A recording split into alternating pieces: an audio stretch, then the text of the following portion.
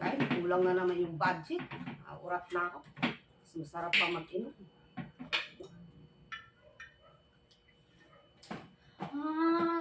Miss. Nemi. Nakakainis sa school, Miss. Mat. Ang hirap may function pa, may value of X pa. May problema ka rin? Oo. Nakakainis sa school, ang dami pinapagawa. School, kakumpisa pa lang parang pang fourth quarter na. Mag-aral kang maigi. Eh, I-search mo, may computer eh. ano ba yan? Huwag ka makialam dyan. Ano ba yan? Pang-tanggal ng stress? Hindi pwede yan sa'yo. Ba't di pwede? Bawal yan. Pwede yan. Huwag kang makialam. Ikaw, ba't ka nagiinom? Bawal din sa'yo. Ay, wala na naman tayong budget. Lagi na lang nauubusan. Ang dami nyo kasing hinihingi araw-araw. Oh, ba't nagiinom ka? Wala ka na naman binigay budget. Kulang na naman. Yak. Kakainis. Paano magkukulang yun? Dapat kasi yung mga hindi dapat ginagastos o pinagkakagasusan, huwag mo pagkagasusan. Nagiinom si mami, oh. Hindi ako bigyan. Gusto mo bigyan kita. Ah, Yung mga problema na ganyan, dapat hindi nyo pinoproblema. Yaya yung problema mamoblema sa atin. yung anak mo na, problema daw. Kaya natin yan. Pagtutulong-tulungan lang natin yan. Kaya natin yan. Yung mat, ituro mo dito. Daddy, Pati ako turuan mo ako problema ng sa mat mat nga. niya. Huwag ka nang inom. Kakainis. Tulungan mo ako sa assignments ko. Ang dami natin pinapagawa. Yan ang sinasabi ko sa inyo eh. Kasi pag nag-aaral, dapat siniseryoso. Ba't ikaw? Oh. Ano bang nag-aral ka ng elementary hanggang high school, nagtutunan? Diyos ko po. Bakit ikaw, de? Ba't ka pwede? Nahirapan na daw siya sa mat. Kaya nga hindi na ako nag-aaral eh. Mat Hindi, pero ganito lang yan ha. Nak, ganyan lang yan. English kung hindi. Huwag eh! Kakaltuhan kita yun eh. Bata-bata mo pa ha. Yung mga ganitong inumin, dapat hindi ka nagiinom, hindi nyo pinadadaan sa alak yung problema nyo. Bakit hindi ko naman Ako, nakita mo ba akong pinadadaan mo sa alak yung problema ko? Si iyo, hindi ko pinapainom. Ang sabi niya, tulungan mo daw siya sa mat niya. Ikaw kasi, bigisan, gamit-gamit din ang utak. Gamit-gamit ko. Kaya nga, meron ng internet ngayon. Bobo ako sa mat. Diyos, yun na nga.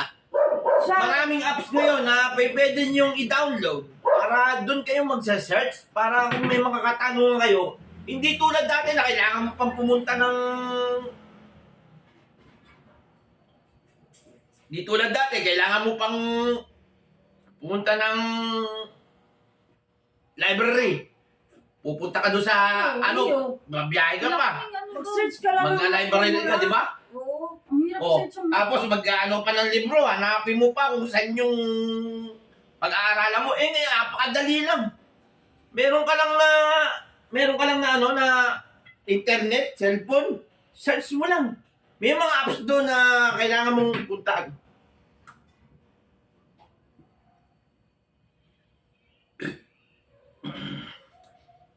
Yun nga, tulad ng sinabi ko. Makinig ka sa kanila. May mga apps doon na pwede mong puntahan para doon ka mag-aral. Hindi yung kailangan mo, hirap na hirap ako, reklamo kang Ang ganyan. hirap kaya maghanap sa Hirap- sa hirap internet yung ibang mga formula. Ang hirap hanapin sa internet, di na malabas. Ano hindi na? Lahat nandun na yun. Pag may mga katanungan kang hindi mo alam, tanong mo lang sa internet. Ang hina mo naman, nasa new generation na kayo, wala na kayo sa katulad namin dati.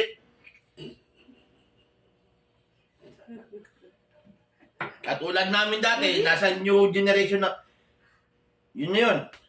Nasa new generation na kayo, kami, nasa dati pa. Old generation. Old. Sa old generation, napakahirap ng ganyan. May kailangan ka tanongin, tatanungin mo mga bulang, mga bobo rin. Kaya wala din alam. Wala din tinapos. Puputin pa, ba't ka nananarmon? Yun nga. Ako naman, base sa kaalaman ko, ako kasi dati, nung nag-aaral pa ako, dali lang.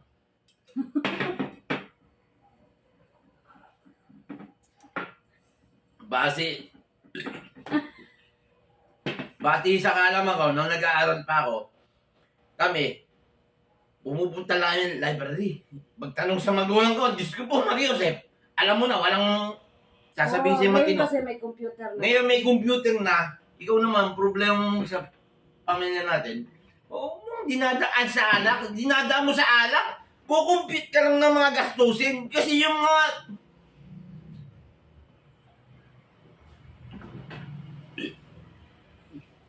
Kasi yung mga gastusin yan, yung mga hindi dapat pinagkakagastusan, hindi mo dapat yung ginagastos dun sa pagkakagastusan.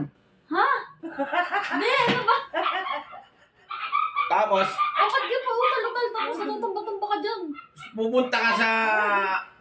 pupunta ka sa internet, tapos mag-search ka ng Shopee, pupunta ka ng TikTok, para order ka ng mga parcel, hindi dapat ginagawa yan nyo. Kaya kayo nahihirapan sa pagbabudget. Problema yung problema nyo, pinoproblema nyo. Ako na problema sa inyo eh. Oo, ano ang problema?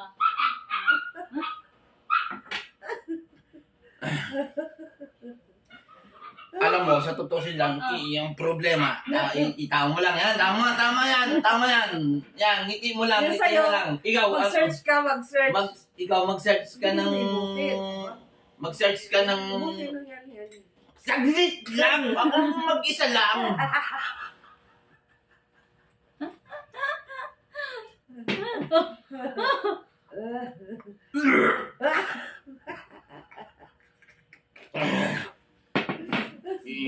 Sabi sa inyo, yung problema yan, ako nung pinata ako nung nagka-problema ako, babae lang eh. Babae lang ang pinoproblema ko nun. Hindi ako namumblema sa mga ganun gastusin ganyan. Hindi problema yan. Shot! Ako dati, babae lang ang pinoproblema ko. Walang iba. Oh. Lalo na, nag-asawa ko, lalo akong namumblema. Ano ka? Oh, last, dali, last. Last. Yung sama ng loob, minsan, hindi mo dapat yan nilalabas. I-last mo na muna. Last. Nalalasing nga ako, buset. Last! Bili, last! Tapos? Pagka katulad yan, ng mga problema nyo, napakaliin ng mga problema nyo, huwag mong puproblemahin yung problema ko. Tapos puproblemahin nyo rin. Puproblemahin na lang. Kapuloy problema lang tayo pare-parehas. Tapos? Bukas, matuto na. Ah. Alamin mo kung ano yung dapat mong alamin. Ano ba? Kasi new generation na, huwag kang bobo. Ano ba? Alamin ko dito. Pag mag-asawa ka, Ano ba alamin ko? Ano ba alamin ko? alamin mo, pag mag-asawa ka, huwag kang... Mat ang problema niya, hindi asawa. Ha? Mat? Mat. Oh. Parang mat din yun. O bakit? Kasi ang asawa, ang hirap isolve. Lalo na kapag kayong partner mo, makitid ang utak, ang hirap isolve yan. Ano bang problema mo ba? Oh. Tagay. Tagay na. Ang mat, ang pag-aaral, parang science yan. Parang totoong buhay na rin. Tatapon. Dali. Dali.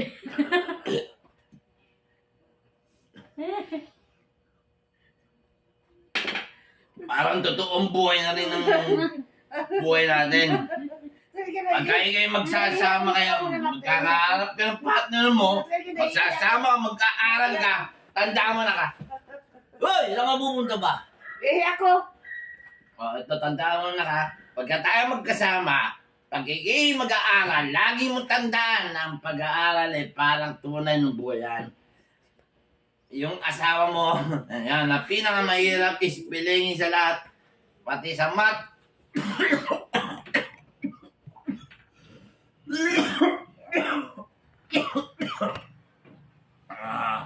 Yan, nasa na. Naintindihan mo ba yung sinasabi ko? Ha? Sana naintindihan ko. Ngayon, alam mo na. Dapat, di na kayo... Sige na... Dali.